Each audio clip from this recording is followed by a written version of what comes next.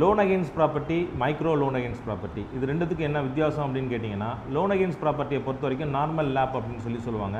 அதுக்கு வந்து மினிமம் வந்து 10 லட்ச ரூபா, மேக்ஸிமம் வந்து பார்த்தீங்கன்னாக்கா வந்து 10 கோடி ரூபா வரைக்கும் கொடுக்குறாங்க.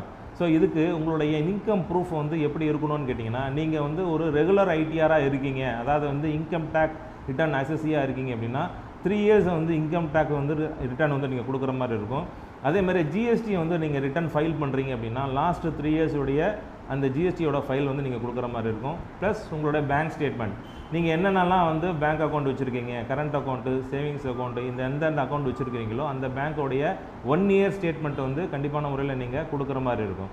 இதை நீங்கள் மைக்ரோ லேப், அதாவது வந்து எம் லேப் இருக்குது அப்படின்னா, ஒரு சின்ன பிஸ்னஸ் பண்ணுறாரு, அவருக்கு வந்து ஐடி ரிட்டர்ன் எதுவுமே கிடையாது, அதே மாதிரி ஜிஎஸ்டி எதுவுமே அவர் ஃபைல் பண்ணல அப்படின்னா, அவர் என்ன பிஸ்னஸ் பண்ணுறாரோ அந்த பிஸ்னஸை அசஸ்மெண்ட் பேசிஸில் என்ன பண்ணுவாங்க அப்படின்னு கேட்டிங்கனாக்கா வந்து லோன் வந்து நம்ம ஃபிக்ஸ் பண்ணுவாங்க. ஸோ எம் லேப்புக்கும், அதாவது மைக்ரோ லேப்புக்கும் லோன் அகெயின்ஸ்ட் ப்ராப்பர்ட்டி நார்மல் லேப்புக்கு உண்டான வித்தியாசம் இதுதான். சரிங்களா? என்னென்ன பேப்பர்ஸ் வேணும் அப்படின்றத வாங்க நம்ம நெக்ஸ்ட் வீடியோவில் பார்க்கலாம்.